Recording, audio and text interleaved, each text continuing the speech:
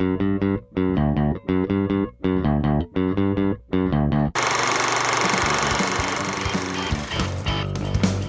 to Film Strip. These podcasts are spoiler-filled as we discuss the plots, characters, and themes of the films in review. All content used or discussed in these podcast episodes is the property of the respective owners and used under the Fair Use Act, Section 504, C2, Title 17. Welcome to Film Strip. I'm Jay. I'm Ron. And this is our review of The Final Countdown. No, not the Europe song.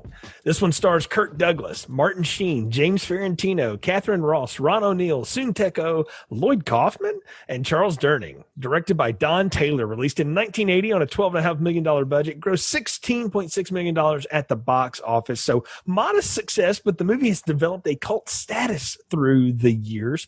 Ron, you ever seen The Final Countdown before? I've never seen The Final Countdown until literally like the day before we recorded this. Wow, I'm surprised you missed this one. Wow, I would have thought this would be right up your alley, man. I mean, it was. It has a lot of things that appeals to me. That's for sure. I mean, we could just start with the fact that Lloyd Kaufman is in it as an actor, which is always worthy of checking out. Right, and was one of the co-producers on this, along with Kirk Douglas's son, Peter, who put this thing together.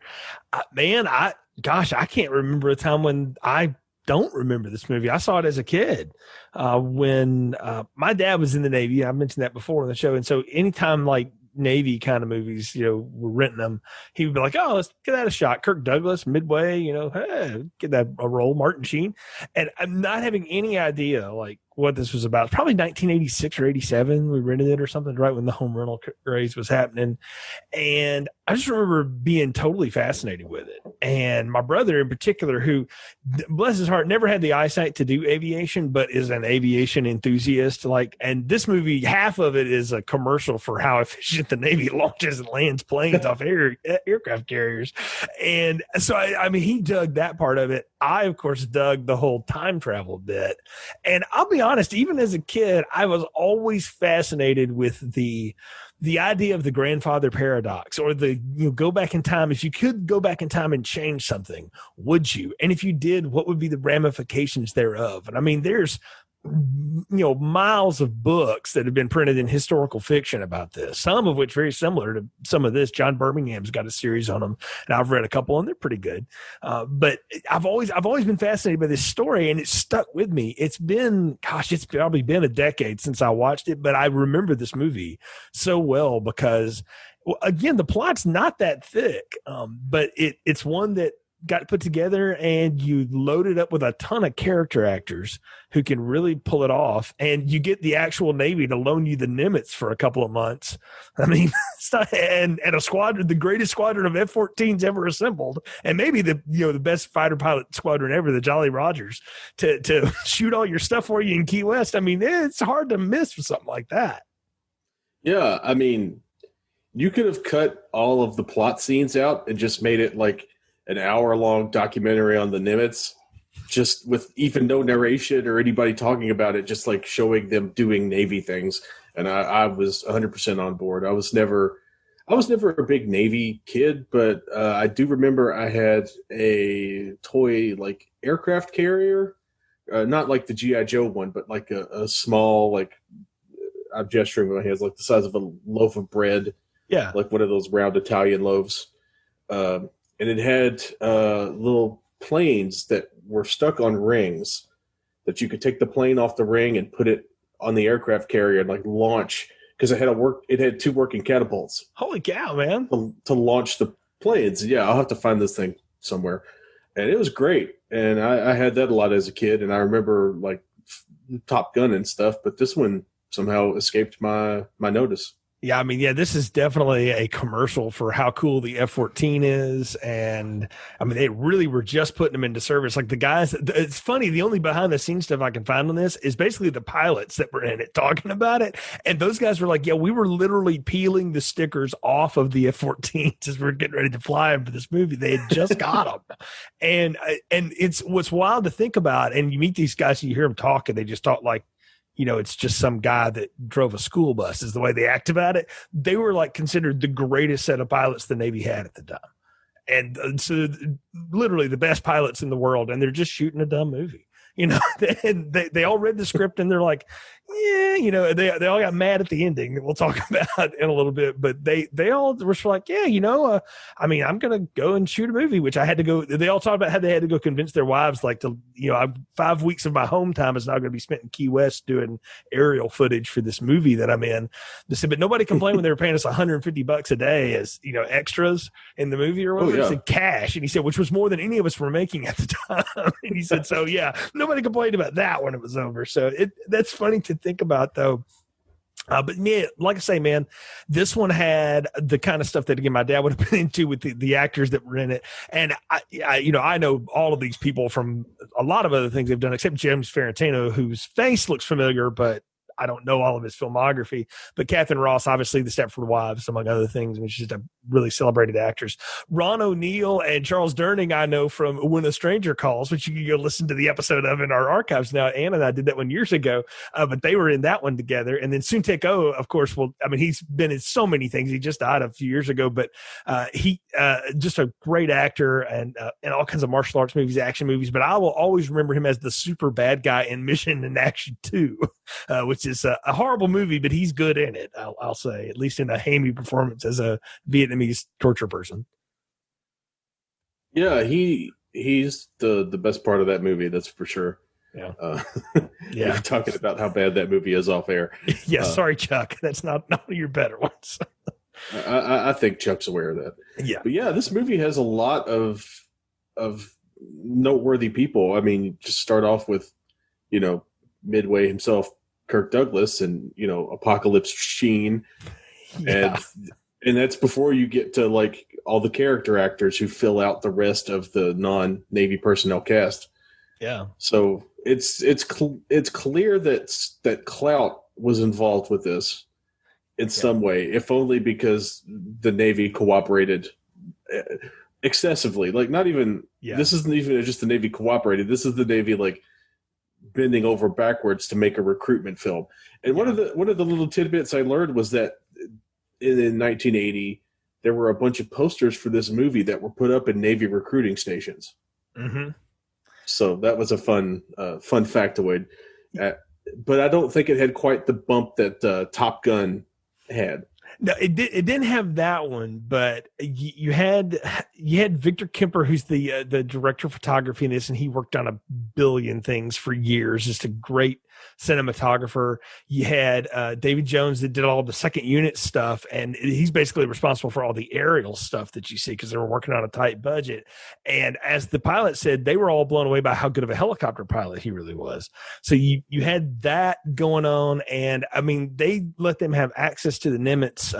Most of everything you see shot inside the ship, they were in a dry dock actually. So they got them, to do a couple of turns around Pearl to get some ocean shots. But most of the time when they're on the boat, it's not really moving at the time. But the bulk of the people you see on that boat are the real people that worked on it. And I always remember hearing the Admiral of the Navy signed off on this because, like you said, he thought it would be a good recruitment letter. And when he finally saw it, he was like, holy cow, this is like the best thing we've got. And it did bump their numbers because people wanted to do this. I think people don't appreciate the fact that like an aircraft carrier at sea is a floating airbase, which is a huge thing to pull off, all the logistics and the people. And it's mostly staffed by 18 to 20-year-olds. And the fact that it runs as efficiently as it does, and that's the one thing this movie really wanted to show, was how efficient all this stuff runs and does, and it's all by the book and all that. One of the things that makes an impression on you for sure, especially as a kid, thinking, oh man, how do you do all that? And then you hear all the stories through the years about guys that fly planes and how they land them on carriers and what that's like and everything. It's neat to hear. And then you double on the sci-fi problem in the movie of, let's take the baddest warship we've got, which at the time would have been the Nimitz, and put it up against the Japanese fleet a day before Pearl Harbor. What would happen? It's the fantasy booking of all time. Yeah, and if I remember correctly, the Nimitz was like the first nuclear powered aircraft carrier too. Correct. So, and those are basically the core of the most important thing we've gotten in the Navy that isn't a submarine right now. Yeah, So, exactly. Yeah, they are the support. Even to this day, those are still like crucially important pieces of equipment for forward staging and such. Oh, absolutely. I mean, yeah, they are not only the air base, but they transport legions of troops everywhere. Your SEAL teams a lot of times come off of those boats, and they come off the cruisers that are nearby and stuff. So I mean, yeah, it's tight quarters. There's a lot of people, and what they do is an amazing work. So hats off to the men and women that run those aircraft carriers. But back to this movie, again, I have always had a lot of questions about this one. And so I'm glad to have somebody who's first time watching it here with me for this, because I didn't know that till you said that on the show here. I'm really curious to hear how you perceive some of the stuff that goes down in this. We'll have a good discussion about it. But Ron, why don't you tell folks what the final countdown's all about? It's 1980, and the USS Nimitz is departing Pearl Harbor for patrol exercises in the Pacific Ocean. On board is civilian Warren Lasky, played by Sheen, on the orders of his secretive employer, Richard Tideman, whose company had a hand in building the Nimitz, and he wants Lasky to evaluate the crew's efficiency. Well, while Lasky is greeted by Captain Matt Yelland, he rubs the commander of the air group, Dick Owens, the wrong way. When Lasky snoops on his research about the attack on Pearl Harbor, which forced the United States to join World War II. While at sea, a mysterious storm arises and transports the Nimitz and crew back to December 6, 1941, the day before the day that will live in infamy. The Nimitz rescues Senator Samuel Chapman and his administrative liaison, Laurel, after their yacht is attacked by patrolling Japanese reconnaissance planes. According to history, Chapman disappeared prior to the attack, and had he survived, would have likely been FDR's running mate in 1944 instead of Harry Truman. As Yelland, Owens, and Lasky try to grapple with whether or not they should intervene in the coming attack, they have to placate the senator, who is confused by the advanced military might he sees around him. Deciding ultimately to thwart the attack, Yelland orders Owens to take Laurel and Chapman to a deserted island with supplies that will keep them alive until the battle is over. Chapman, angry he was not taken back to Pearl Harbor as he requested, fires a flare gun aboard the helicopter, dropping them off, destroying the craft, killing him and the crew, while stranding Laurel and Owens on the island. Yelland and crew see the mysterious storm reappear and decide to call off their attack as they are transported back to 1980. After returning to base and attempting to explain what happened, Lasky departs the Nimitz after exchanging pleasantries with Yelland. Lasky is picked up by Mr. and Mrs. Tideman, who are revealed to be a much older Commander Owen and Laurel. Lasky climbs into their limousine, where he is promised there is much to talk about, as credits roll. So I just want to start with this, why we're even doing this in January of 2021. Well, we just finished 3 time travel paradox movies. Brian and I did the Back to the Future series, and I thought I need a time travel paradox movie to go along with that. Well, okay, there's like a million. So if you Google that, throw that in your machine, you'll get a good response back. But I thought, okay, this one's earlier in the decade, but it's one that has stuck with me. So I wanted to throw that out. But I want to ask you, like, time travel paradox movies in general, what do you think of them? Any off the top of your head that you always like? What is it about them that is intriguing? Well, like most people who had HBO in the mid-90s, I watched The Philadelphia Experiment 2 a million times. Yes. So that is one of the time travel paradox movies that sticks with me. Of course, there's obviously Time Cop. Everybody knows that one. But specifically, it seems like Philadelphia Experiment and Philadelphia Experiment 2 were like designed to be part of a trilogy with the final countdown, because they all concern like military technology that gets sent back in time to World War II to change the balance of history, et cetera, et cetera. Yeah, exactly. Yeah, I mean, and you've got more recent examples like Looper. That's one that everybody knows and has seen. That's one that creates it. And I don't know. I love that. And when you marry that with historical fiction, I'm just intrigued. It's being kind of a bit of a history nut anyway. And I often have said, and I've even said on the show before, that I feel like World War II just has been overdone by Hollywood in a lot of ways. But it hasn't stopped me from watching a lot of those movies either. And I do think that period of time, because the world between World War I and World War II advanced slowly, but it was right about the same place for the most part. After World War II, the world became a very different place. And than the one that basically gave birth to us. It changed everything. And so when people want to go back and try to flip the script on World War II, there's ripe for it, because you've got 2 fronts where that can happen. Usually it's, can you kill Hitler? or let him survive, you're right, or it's intervened somehow in the Japanese Pacific front. And I don't know, I've always thought that was just a cool thing. And I don't know, again, historical fiction is a guilty pleasure of the genre of subfiction that I like. I mean, it's just something I've read a lot of. You ever done any historical fiction? I mean, I think everybody's read at least one Harry Turtledove. Right. Yeah, that was the name I was going to go to next. Yeah.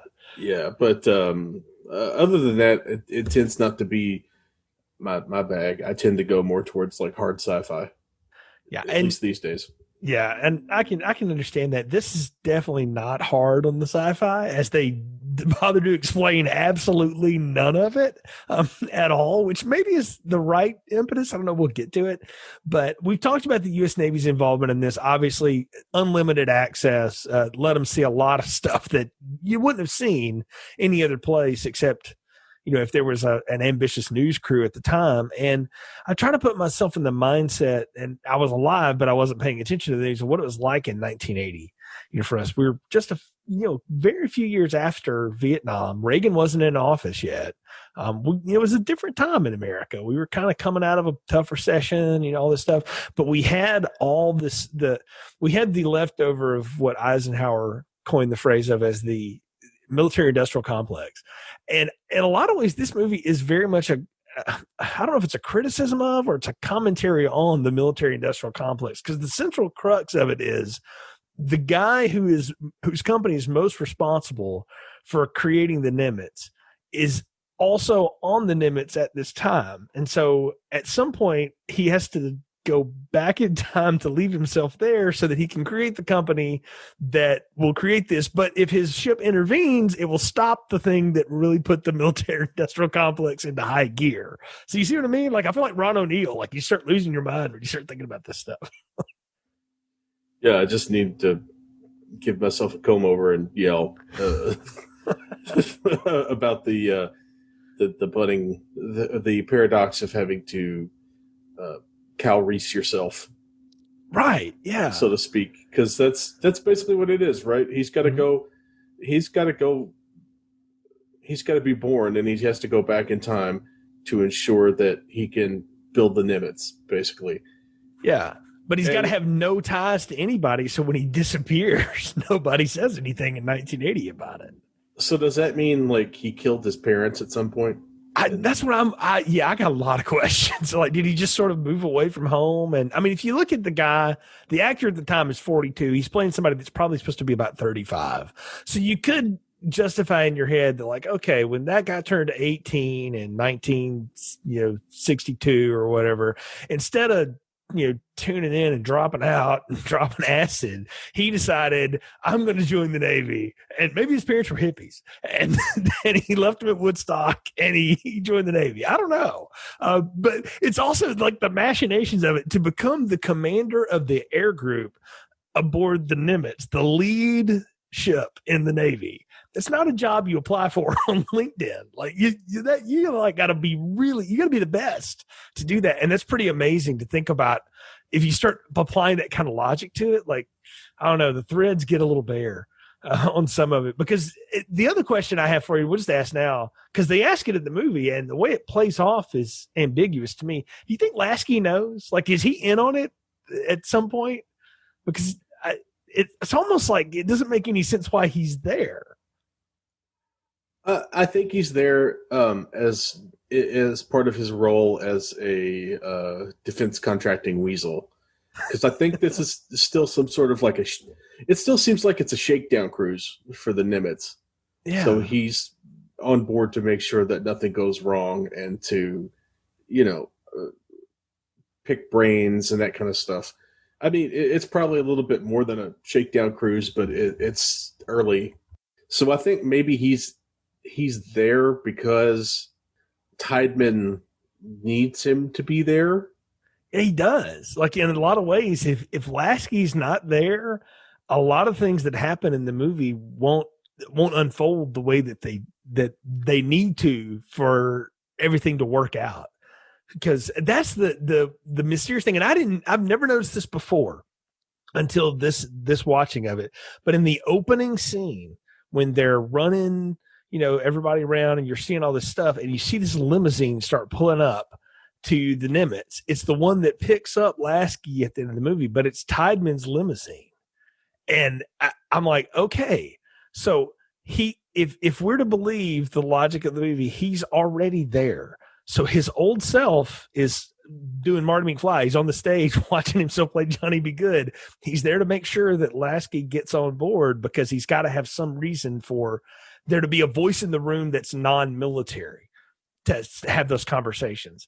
Because that's one thing Lasky does in this, is he brings up things that the military guys don't think about. Right? Like their job is, and Yelland even says it at some point, our job is to defend this, nation in the, past, present, future, and whatever else comes, and so if he's not there to force some of those conversations and to just basically be the fly on the wall that nobody knows what to do with, you could see that, okay, the military is just going to go and, do what it does. Right. Yeah. That makes sense. I can't help but wonder if maybe reading the manuscript, especially the second time, is what starts to give Lasky clues that this may be, this Owen is not who I think he is.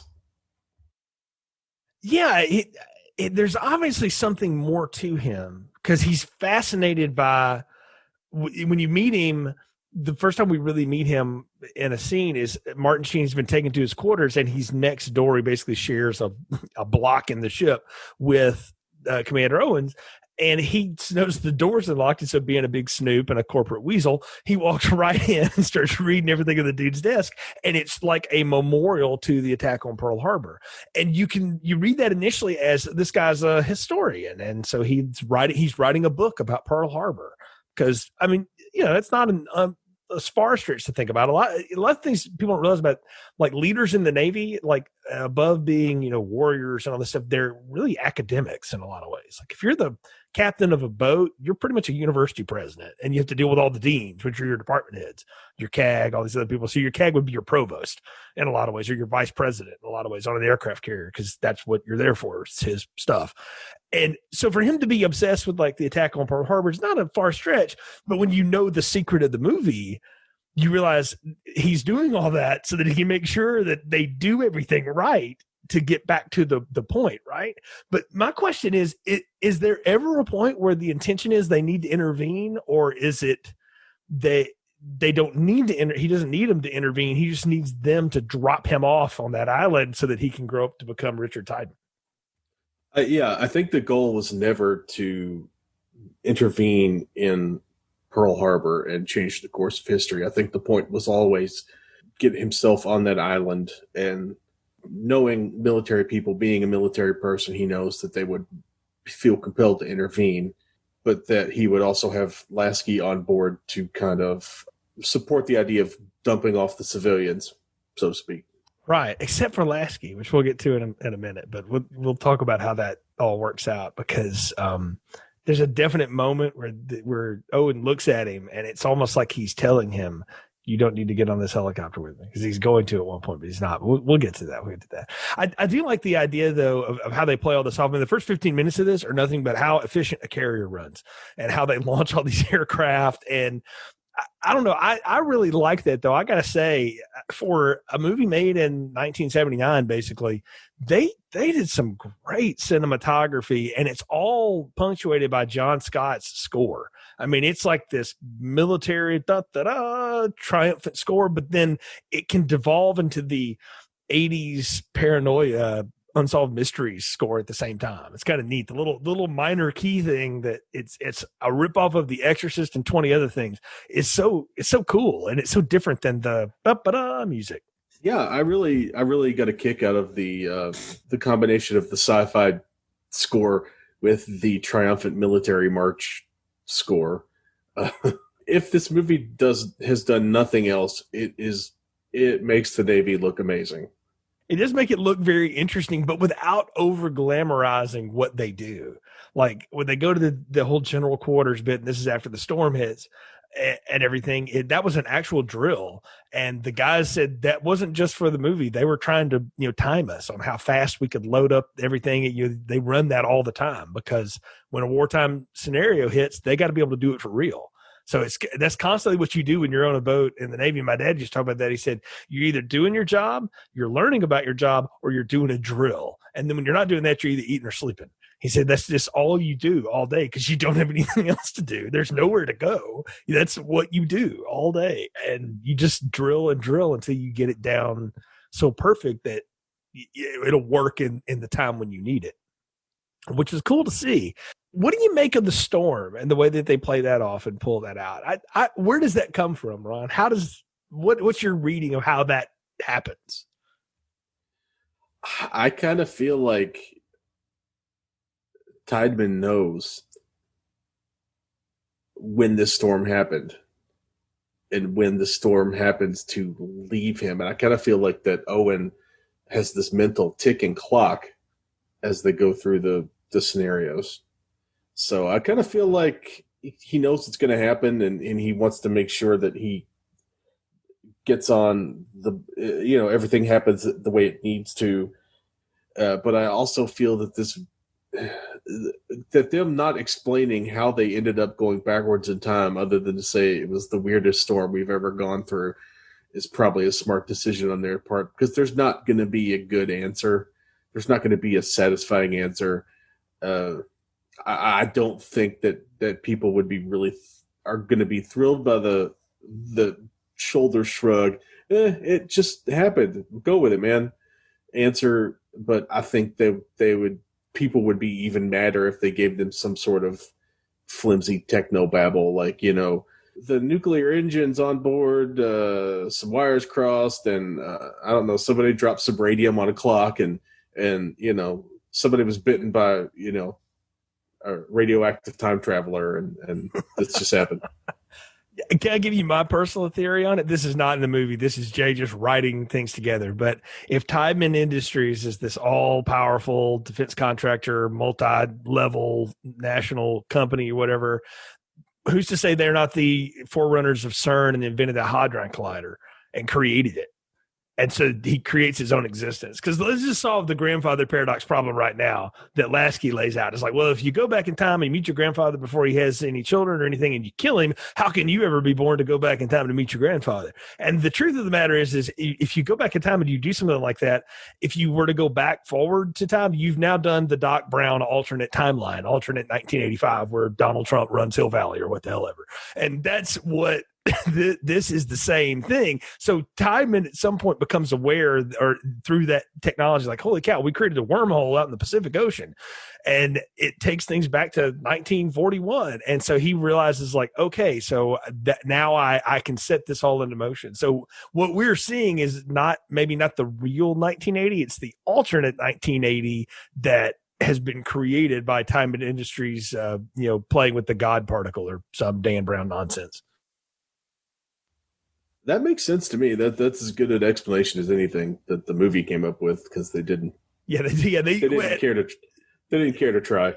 And you're right. It's probably wise that they don't, because you can sit there and pick holes in that if they lay the theory out. But they do spend enough time on Lasky's grandfather paradox, and he gets that. I mean, Sheen's best scene, really, when he gets to lay all that stuff out. And I don't know.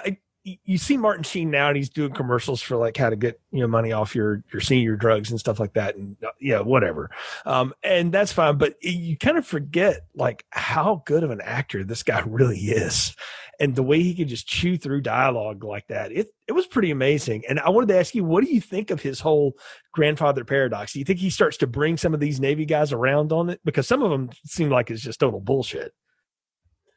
I think that when you spend that much time at sea, you have the opportunity to do a lot of reading, and I guarantee you, there's some people on that boat who are reading, Bradbury. I mean, it's a nuclear powered aircraft carrier. There are plenty of nerds in the nuclear division who are passing around like beat up copies of H.G. Wells or whatever. Oh yeah. So there's definitely some faces on board, especially among the technical staff, when they cut when they do the whole big meeting and they broadcast it throughout the ship, there's definitely some of the mop pushers that are like, that makes a perfect sense.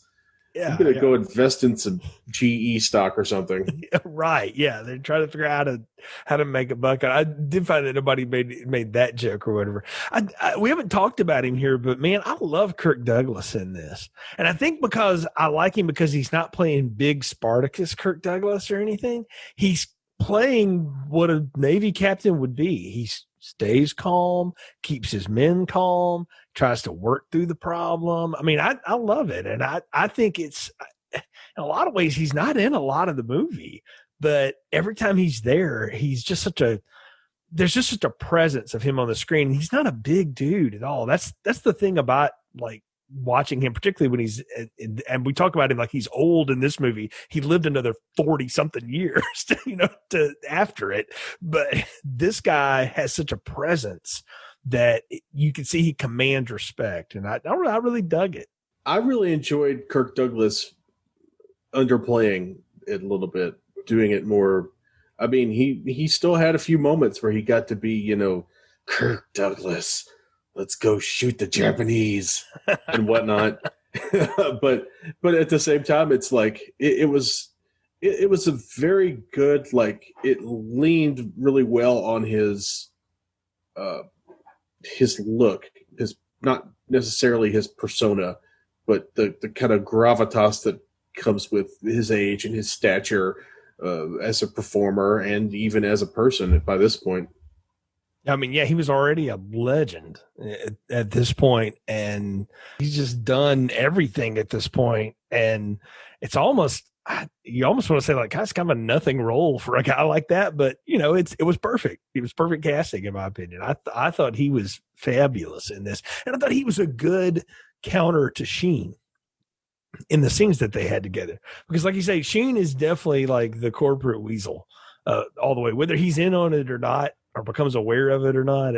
You can play that either way, but I thought he was a good counter to that. And then with all of now, this, do you think Douglas played a good Navy captain because he was a Navy, because he was in the Navy in World War II?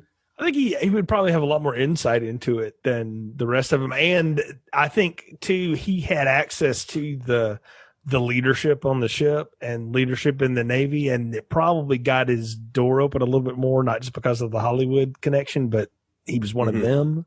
I mean, look, that's a thing in the military. Like if you actually serve, like you get an extra cup of coffee, you can come and sit and talk to me, and I mean, to hear those pilots talk about it, they were just in awe of him. And they said he couldn't have been a nicer person. It's like, he was just very cool, and he wanted to know about their job. And like, he wanted to take the tour on the plane, and he got to sit in the pilot seat. And he thought it was the coolest thing ever. Yeah. Especially for a guy who, fought in the Pacific Theater.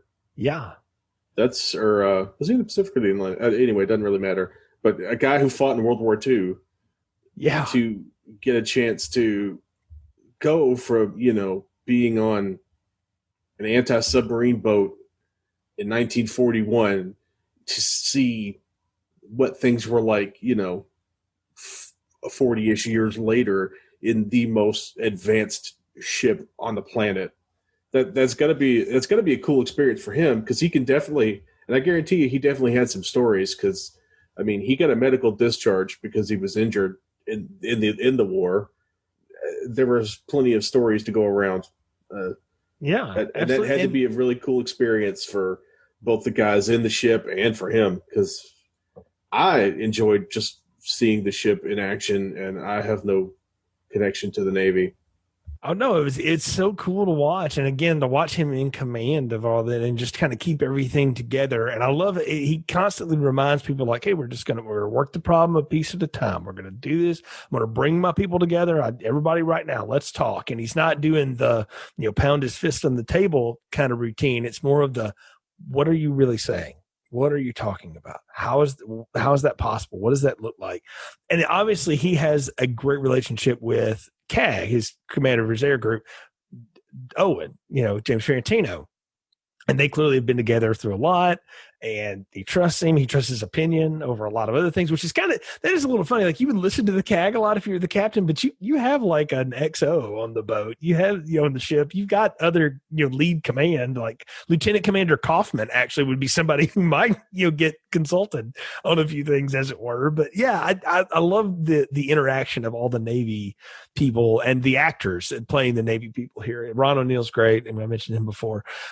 I want to talk a little bit about, because we haven't mentioned him much except just from the intro there, Charles Durning and Catherine Ross, who are the senator and his administrative liaison, out in Pearl on a yacht, taking a pleasure cruise with, I guess, his friend, the ever horny Charlie, and a couple of other drunk people and a servant, and all kinds of other stuff.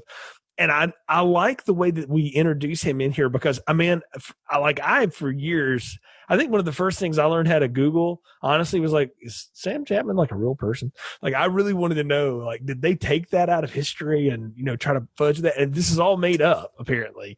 But I love the way that they sew that in there, that this was the guy that was going to be FDR's running mate. And he's over the Defense Department, or not the Defense Department, but the Senate Committee on Defense Appropriations. So he would know about stuff. And the way they introduce it is the F-14s do a flyby on him. And of course, in 1941, you imagine they would blow somebody's mind. Like, what the hell is that? And then here come the recon Japanese Zeros that strafe the boat and the whole bit. But I don't know. I thought Durning, though, he's always such a cool presence in these movies, whether he's playing a cop or a principal or your drunk grandfather or whatever, or a senator who's super power hungry and is definitely hitting on his administrative assistant who's blowing him off at every turn. I thought he had such a cool character, because in a lot of ways he gets to be the audience, right? Like, the audience character in these kind of movies usually is introduced a lot sooner. And you'd think that's supposed to be Lasky, but it's really not. It's Charles Durning's character. Yeah, they do a good job of misdirecting too, from who's supposed to be the audience surrogate, because you've got Lasky and he's kind of our eyes in the beginning, but like the person who I most identified with in terms of like their reaction to the Nimitz was Chapman, because I mean, just like you said, just the general quarters drill alone was like organized chaos. It was incredible to like watch it play out and to see, what the jobs actually are and what each person does, and how, despite the fact that it looks like it's just a mosh pit, everybody knows where they're going and where they're supposed to be and what they're supposed to do when they get there. Yeah, absolutely. And Chapman is blown away by this. First off, Chester Nimitz is in the Navy. He knows him. So, why do we name a boat after him? And, he is blown away by all of this. But I got to say, the aerial photography, again, when Sunteko and his partner do the strafing runs on the yacht, that was all done in Key West, looks amazing. Such a cool set of scenes, and it makes total sense, like why they would do it. Is they saw us, we can't let them say anything, they might tell somebody, so they're going ahead and blow them away. And I love that they weave that into the story, like Senator Chapman disappeared mysteriously before Pearl Harbor, and how that story in 1941 would have just gotten lost in the news on top of the Pearl Harbor attack, right? That's what makes it kind of fun. Yeah, that was a really fun wrinkle and it was a good way to kind of address some of the paradox issues by having history change. And I really liked the way they resolved it towards the end of the movie, but we'll get there. Yeah, we'll talk about how Chapman fulfills his destiny, if you will, at the end of this thing. But yeah, I liked him. I like Catherine Ross too. I know. She's an interesting actress to think about, and you've seen her in so much stuff, and she just has such a presence. And I think she's really associated with like the 1970s in a lot of ways. I think by the 80s and stuff, she had just started doing bit parts and things. But I love that they wrote a woman character that has her own agency. She's very much in charge of her own thoughts. She rebuffs the playful but inappropriate advances of her boss, and because she has her eyes set on a career path that you didn't think of for women back then, but certainly a lot of them had them. And I thought it was neat for a movie in 1980 to highlight something like that. Yeah, it's not the kind of thing we would think about. And I think a lot of her forward-looking nature versus Chapman is why she seems to adapt a little bit better to being on a boat from the future than he does. He's used to he's used to throwing his considerable Charles Durning weight around. He's used to getting what he wants. He's used to getting his way. He's used to pushing people around. I mean, he's basically, from my understanding, was he was going to basically bully himself into the vice president spot. Yeah. And you know, he's the system. She's used to working within the system, so to speak. Yeah. So I thought that was a really fun moment, and it kind of helps. It helps that character, I think, be a little more interesting, and to be a different sort of audience surrogate character, so to speak. Yeah. And she also is absolutely in love with the friggin' Lassie dog that she has named Charlie, that runs around the ship unabated at all times. Who wouldn't like that dog? That dog was great. That dog was very pretty. That was a very cute set of dogs that they had. I think it was like a trio of them that they wrangled for the movie. But no, I did get a kick out of the dog, and I thought that was neat that they tied that around. I almost feel like, though, at the very end when the dog runs to the limo, when you hear her voice go, Charlie, I'm like, oh, you didn't need to blow that. Like, the moment was when he looks in there and then there are their faces in old age makeup. I kind of wish they hadn't done that. That feels like studio made them do that. And I don't know. I hated that moment. I think it would have been better if the dog just ran and jumped right into the car. Because you've seen this dog running wild all over the aircraft carrier, or at least disappearing inconveniently. When the Navy was like, no, we can't have this dog hanging out here all day. Yeah. Yeah, well, I'm sure it was like, keep the dog in this area only, please. Yeah, no, I would have liked that better too. It reminded me though of something that called back years later. ABC had a show called Revenge that was on for 3 or 4 seasons. And spoiler alert, one of the characters in there has this dog that she has to give up when she's young for reasons that are the reasons of the show. And she runs into it again later as an adult. And it seems to be overly enamored with her, and nobody could ever figure out why. Because it was her dog. Like, the dog remembers 13 years later. But anyway, sidebar on Revenge. Good show, by the way. I recommend. It's worth watching if you're into serialized soap opera television. Good Madeline Stowe and Henry Czerny stuff too, by the way, in that. So good character actors. But I digress, as they say.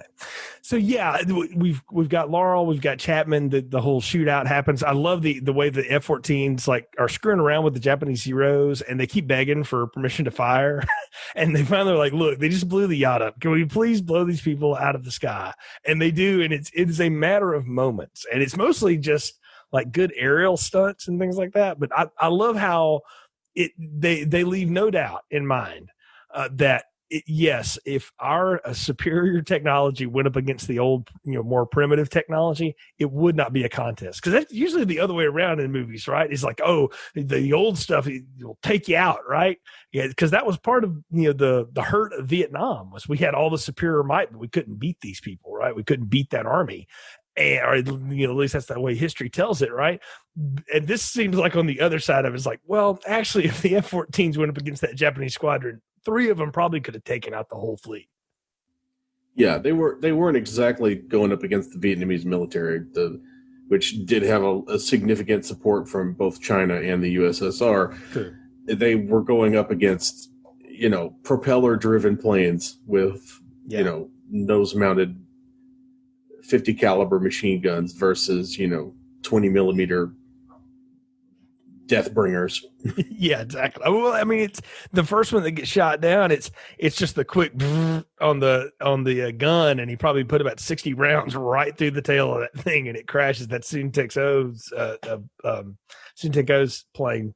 To hear him tell about it, like they were going to use models for all this stuff, and the Navy guys were like, no, we have a firing range down here. You can shoot us shooting the stuff.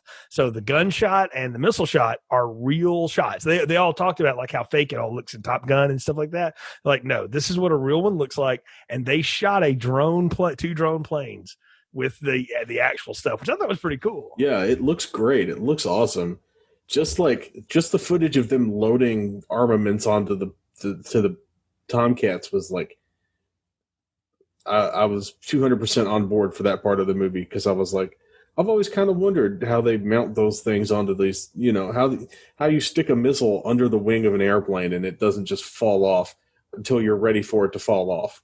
That kind of thing. It's a lot of bolts, about 6 dudes picking it up and clamping it in and hooking the little wire like you're hooking your trailer to your truck, because that lets the clamp know, let go, and then that fires the missile. It's pretty cool to watch.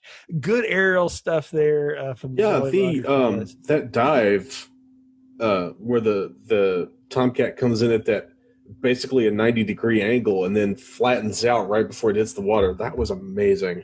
The guy that did that was considered to be the best pilot in the squadron. So literally the best pilot in the world at that point. And he says, I didn't really get that close to the water. He said, the cinematographer did a smart thing. He said, I did a deep dive and I pulled up at about 100 feet, which is fine. He said, we could do that. He said, they just did a zoom in with the camera. So it looked like the water got a lot closer. Then they brought my wife into the sound booth and showed her footage of me doing that, recorded her scream and matched it, overlaid it with the jet engine. And that's what you hear is his wife freaking out on top of the jet engine screaming at the end of it. Oh, that was a great story. That is awesome. That's spectacular. You hit something when you complimented the sound design of this movie, because it sounds great. And it makes me wish I had like a good sound bar or, a good bass setup to just kind of rattle the floor when those afterburners kicked in. Oh yeah, I mean they did an excellent job capturing all that. I mean, that's the thing is this movie, again, half of it really is a commercial for the Navy. You could cut all the narrative out and it's just a Navy commercial for 45 minutes. You could have Martin Sheen narrate it, and tell everybody what's going on in it, and it would work. But when you layer on the story again, this is where things start to get really weird and interesting, because they bring back Sunteko. They've captured him because his plane crashed, but he lived. So they pick him up, bring him back along with Chapman, Laurel, all these people, and they're trying to tell them what's going on. And I love how Chapman is like demanding the doctor, like, I don't want to see any shots. Give me the captain, blah, blah, blah, blah, blah. And the guy is cool and calm as ever. Is like, certainly, wouldn't you like to have some clothes? And just like, calm down. And he yells at Kirk Douglas, and Kirk Douglas is just like, okay, well, let's get you dressed and you can call Pearl Harbor and tell them that you're on a 1980s aircraft and you're an aircraft carrier and you want to talk to the president. And I love that they let him do that, because I think Yellen knows like they're never going to believe the guy. And sure enough, the guy on the other end of the radio is incredibly disrespectful to the wonderful senator. Yeah, which was the most authentic feeling part of the whole thing. Because, it just seems, especially back then, when the military wasn't quite as formalized as it is now, that you could get some sass back. Yeah. Especially when you've got someone claiming to be a senator, claiming to be on board a spaceship from the future or whatever. Yeah. You see Kirk Douglas over there kind of nodding, going like, so you had it your way. Now, do you want to listen to me and be reasonable, or you want to just keep yelling at people? And that does turn Chapman around a little bit. And what I love here is how they come around on all of this stuff. But before that, they're having one of their people translating in Japanese what Sunteko is telling them. And they're basically just verifying everything he knows, which is everything that anybody who wrote a history book or has read one knows about what's coming, what he's doing. And slick move by him, he knocks out one of the Marines, grabs an M16 and starts holding people hostage. And this is where the tension in the movie happens. I thought Sheen did good in this too. And I love how they have the whole back and forth from the bridge and the translator talking to him in Japanese, and basically everything that James Ferrantino is laying out there about telling, what's coming tomorrow. You're supposed to go and do this, and this is what's going to happen at dawn. And you see his face. Sunteko's face lights up like, holy shit, how do you know that? Right down to the names of the aircraft carriers, the code word they're supposed to use, everything. Yeah, I mean, all the stuff that you only know from the victors of history, right? That would to be able to write that. And at some point it dawns on him, I'm really out of place. And then, the Marines step in and take him out. So he's only in a couple of scenes, but it's a good piece of like subtle acting in a movie that, doesn't really deserve it, but it works as a good scene there. No, he's great. He's great in the little scene that they have, that realization that washes over his face is really well done. and I really enjoyed the little suspenseful kind of action sequence that breaks out, where it becomes kind of a standoff because, that's it's not that difficult to just blindly fire a gun down one of those passageways and just hit somebody, because it is close quarters. Yeah. All throughout this ship. Yeah. Everything is efficient on the ship because the ship is not there for your comfort. It is there to launch airplanes and land them and reload them. That is what it is there for. Your comfort is sacrificed because the plane must be comfortable. And so that's how the Navy operates in a lot of ways. The equipment is more important than you. And that's what my dad used to say. And so, and he's 6'6" and on a destroyer. So you can only imagine, wow. Right?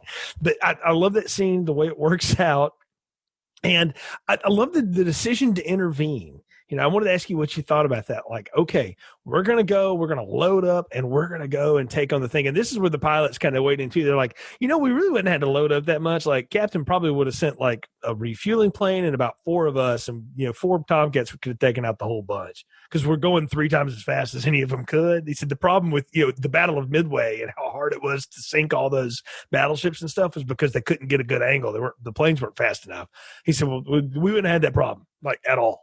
As a matter of fact, they probably would have never seen us because we would have shot them and then turned around and refueled and shot them again. That would have been it. So I love the idea, though, that they're going to send all of that military might. I mean, they launched the whole squadron after them, and you think you're going to get to see it, and then the movie twists on us. And so what do you think about all that?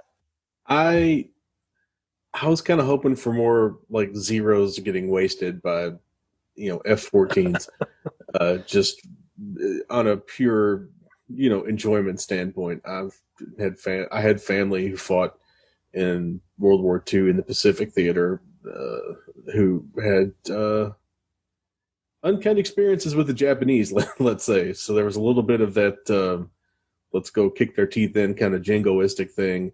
And plus, it's just fun to watch the F-14 just like swoop and dive and watch the wings fold out into like cruising position and to shoot the big guns and launch the missiles and all that cool stuff. I wanted to see at least a couple more missiles get launched and some more drone planes get blown up. But, it was worth it just to watch them like load and launch, because that was fascinating. Oh yeah, just the timing of it and how they were getting them on and off and off. And what happens is, of course, the storm comes back on the clip. So the Nimitz is trying to outrun the Hadron Collider Tideman storm, we'll call it at this point. And if you go with my theory, and meanwhile, they're trying to figure out, what else is going to, because the other thing that's happened is, and this is the part of it that it's stuck in my craw ever since I've been an adult to watch this movie and think about, is the commander of the air group goes to drop off the civilians. Now, it's his idea to do it, but you'd think at some point Yellen's like, no, you need to hurry back because I need my best man. He might go like, you know what, just find one of your lackeys to go do that. I need you to go ahead and suit up. They've been like Luke Skywalker going, I got to go back and feed the blue milk cow before we go do the Death Star run. Like, no, you wouldn't allow that guy to do that. But of course it has to happen that way, right? Because he has to be dropped off on that island. I don't know. It's a little knot that you have to tie together to figure out there. Yeah, that part is kind of a strain, because you think the CAG would be a little bit more important than to just drop off some guy. But maybe it was an attempt, however misguided, to avoid offending the senator. Maybe because you gave him someone who is fairly important and who they both have already been like spending time with. And also, if you send the Pearl Harbor specialist or the Pearl Harbor, professor to Pearl Harbor, he can probably be more beneficial. And that leads into, that kind of feeds the lie you're telling Charles Durning to get rid of him. Well, yeah, and that's what pisses him off, is that they don't take him to Pearl. They take him to a small island off of Pearl, out of the way from where in case any of them get through to Pearl, they won't be damaged in that. And you brought it up before. it's a great way for Chapman to go out to fulfill his destiny, the way he takes down the helicopter. Yeah, it didn't look great, but because I was kind of hoping they would blow up a real helicopter. No. Yeah, they wouldn't let him do that. Yeah. It didn't have to be a new helicopter. Just take it out to the dummy range and hit it with a missile.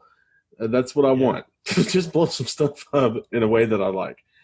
But there's if enough. Cannon had made this movie, that would have done that. That would have been. If Cannon had a lot of gasoline involved. Yeah, if Cannon had made this movie, they would have just stuffed some dynamite into a model, into a remote control plane, and blown it up in the Philippines. Absolutely, yes. But Chapman grabs a flare gun, we should say, and gets in a fight on the plane. And what I love about it is that the guys fighting him are trying to point his arm out the window because they know he's about to pull the trigger. Like, if he fires that thing in here, we are screwed. Those helicopters are flying gas cans. They really are. And you do that, it's over quick. And it was. And it's wild because there's a moment, though, where Owen is hanging on to the helicopter. And he's like getting up, and there's a look on his face, and I don't know if Ferrantino just did this or if Taylor directed him to do it, but he gets this look on his face like, oh, wait a minute, I got to get off of this thing. And so he drops, and they're not very far up. So it's like he gave up real quick on that, but it's almost like he knows he's got to get off of that thing because Chapman's about to die, and he can't die with him, right? Yeah, and as I was watching this, I said to my wife, I said, he either needs to climb up or needs to let go pretty quickly because this is bad. Yeah. And then, he lets go and the helicopter blows up. But yeah, it does kind of seem like he got caught up in a moment a little bit, if it is indeed a plan. Yeah. On his part. Well, you said something I want to ask you. Like, had you figured out already that one of these people was going to come back at the end? Because I didn't see that coming at all the first time I saw this movie. It blew my mind.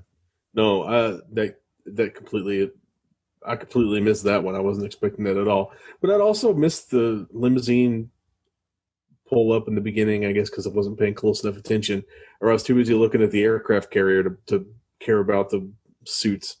And you're exactly right to do that. I think that's why it's there. That's why this movie is sort of interesting on a rewatch. Is you try to go back through it. It's the same that I talked about in the Back to the Future reviews.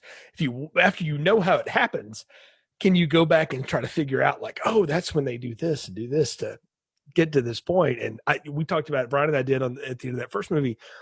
At some point after Marty travels back, the first one travels back from 1955 to 1985, that 1955 Doc Brown now has to live the next 30 years of his life to get back to that point in 1985. He can't do anything different, even though he doesn't know what those things are. He's got to figure out how to do it. You really twist your mind around with that. That leads me to like a joke I made when we were getting to the end of the movie when he was introduced as Mr. Tideman. I was like, yeah, hi, this is Mr. Tideman. He's the guy who invented Tide detergent. You got to build that military empire somehow. Well, and then I went on a whole running joke. It's like, yeah, so Tideman Industries, we own, Apple Computers. That was me. Microsoft, that was also me. So what you're saying is Commander Owen becomes Forrest Gump. So what I'm saying is Commander Owen becomes like the Wayland Yutani Corporation. Yeah, well, that's a better. Dude. Yeah, that's a better option. It's like, General Motors. Well, that was my nickname. I think they might have existed by 1941, but sure. So, you're right. It is neat that final reveal. I mean, one, you get the great parade of all the Navy in their whites, and they go by the Arizona, and that's it's a neat thing to see, and that's such a that's a moving sight to behold by everybody I know that has seen it. And you get to see the parade of the Navy. You get to see like all the people walking on the boat going, how do you get lost for a day at sea? What kind of Navy is this? And Kirk Douglas is like, never going to believe it. And he's got to go in there, and tell them like, well, we ran into a storm. We ended up in December the 6th, 1941. I don't have any proof of any of this. You just have to trust me. And then we came back. Yeah, we shot down 2 Japanese Zeros. I'm pretty sure that now Samuel Chapman is going to be found to have died in a mysterious fire accident on a remote island in Hawaii. But yeah, but that's funny. They go back to a different 1980 than what they left. That's what we have to remember. But it's one that is mostly the same, but there are some things that are different now. There's no longer the Twin Pines Mall. There's the Lone Pine Mall. So there's something different about the world that they just don't bother to explain with any of this. But yeah, I think my joke, the joke I actually made was, McDonnell Douglas, or no, Lockheed Martin. Well, I'm Martin. Yeah, there you go, Tideman Martin. Yeah, it's our third son's name. So you get the great reveal though of Sheen walking off the boat, and of course the dog runs, and we've talked about it. But when he leans down into that, Sheen gives a great face performance again when he goes, "Sit down, Mr. Lasky. We have a lot to talk about." And he's like, "No shit." Like, yeah, what what happens? And my question to you is like, okay, did they just kill him? Is Lasky just done and concrete chewed at that moment, or did they at least get him back to the States before they took him out? Because there's no way you let a guy like that live after that moment. I think you let him live, but you send him forward to the future to come back and with the next generation of Tideman technology. Something, because a guy like him, he's too much of a weasel, man. He's a loose end. Like, he will tell. Like, there's no way you can let that information out. At least that's the cynical part of my brain took over at that moment. In this movie's triumphant moment, I'm like, oh yeah, they totally shot that poor guy. Like, I hope he didn't have a family. He didn't mention one, so that's probably good. But holy cow, like, it's just some suit, and all of a sudden he's just disappeared. Maybe he's the guy from the future who ended up back in time. In the similar kind of scenario, like he fell through some sort of time hole, just like the Nimitz did. Interesting idea for sure. Well, we could go on all day about this for sure, but unfortunately, the semester is ending on time travel theory. So we're at the part of the podcast where it's time to give final thoughts, recommendations, and popcorn ratings. Ron, what are yours for the final countdown? As a Navy recruitment film, this thing is great. As an actual movie, it's just kind of so-so. Jay, you've brought up a lot of the issues involving the time travel subplot and some of the paradoxes, and it's not great, but I do have to say that it is interesting. If only to see like what was then cutting edge technology and what is now kind of a relic of America's bygone age, so to speak. So I'm going to give this bad boy a medium popcorn. It has some of the best like U.S. Navy in action B-roll that you're going to see.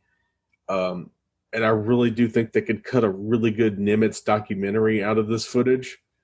And of course the Jolly Rogers and the practical dogfighting and plane flight stuff is great, but it's just a little bit thin for me.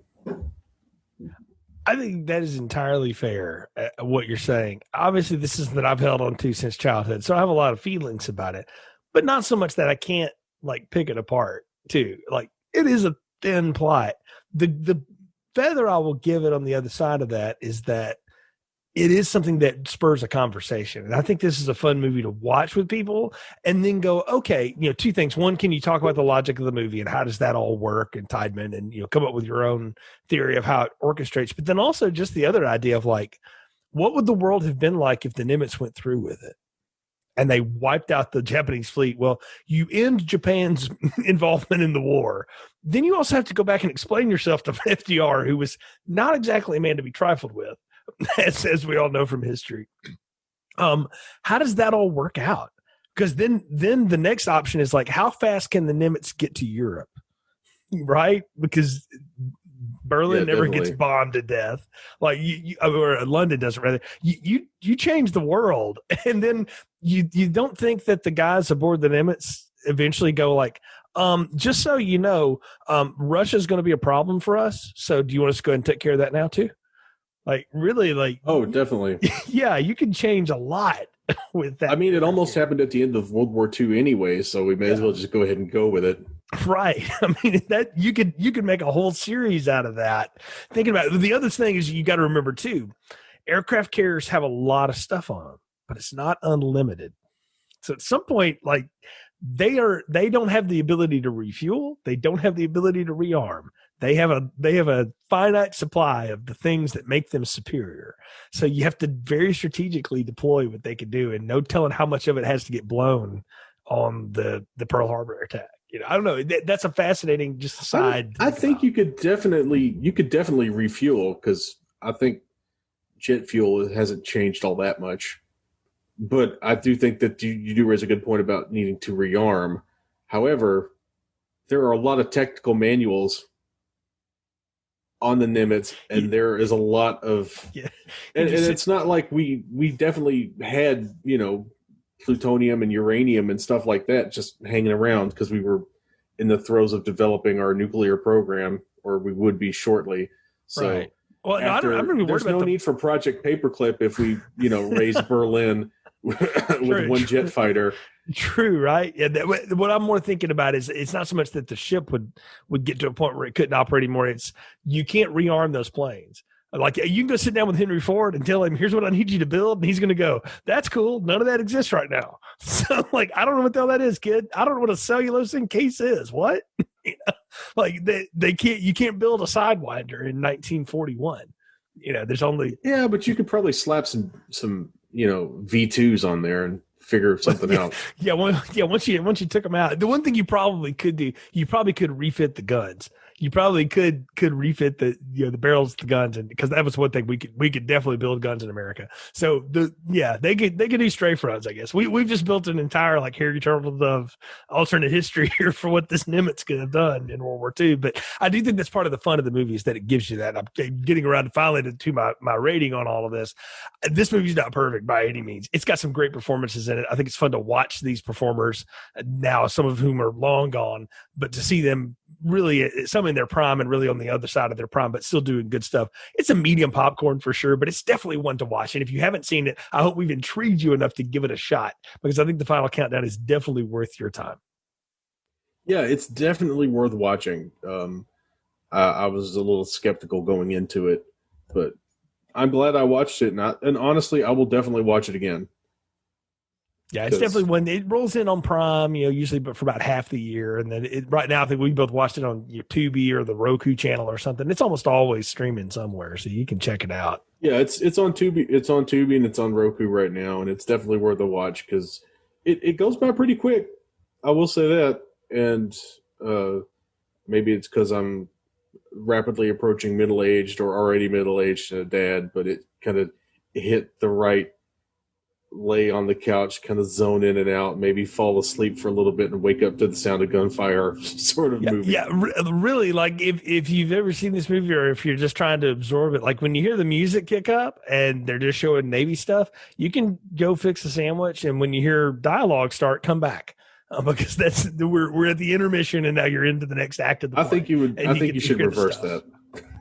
Oh, really? Oh, well, yeah. Depending on what you're in for, if you want to catch the story, that's how you can absorb this thing. But it was a lot of fun talking about it with you. Glad I got to introduce something to you hadn't seen before. So that's always a fun time to do here on Film Strip. Folks, thanks so much for listening to the show. Obviously, you can find the extensive archives of this podcast at filmstrippodcast.com. Follow us on social media at FilmStripPod on Facebook, Instagram, Twitter. You follow us on Twitter, you will see our link tree now. We have all kinds of cool stuff happening. We've got a Facebook page with videos. We've got a YouTube page, Ron. We've done some Facebook Live stuff, all kinds of cool stuff going on out there, and we appreciate your support, folks. Of course, always follow Ron's stuff over at Den of Geek, one of the best writers on the internet. You need to be reading and following along with his stuff as well. You know what, Jay? One of the things you don't want to forget about while you're promoting all the cool stuff we're doing on Facebook Live and with YouTube and whatnot is our new Letterboxd page. As you mentioned, we've got an extensive archive, and there's not really an easier way for you to scroll back through the archive and see what we've done than by going to Letterboxd, because I sat down the other day and I made sure that all of it was uploaded with all of our movies tagged by the hosts. When we got special guests, I tagged the special guests. And of course, I also have included links to everything. So if you want to hear Jay and Anna talk about Harry Potter, the link is right there in front of your face. Yeah, it's a pretty great way to kind of keep up with everything that we've done. And on the occasions that I screw up and get ahead of our release schedule, see what we're going to be doing.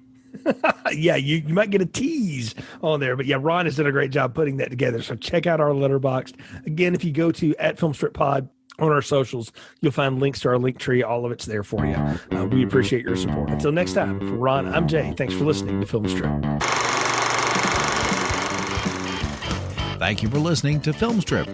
You can find more episodes on our website, filmstrippodcast.com. The Film Strip theme music is produced and performed by Frozen Lake 121. All content used or discussed in these podcast episodes is the property of the respective owners and used under the Fair Use Act, Section 504, C2, Title 17.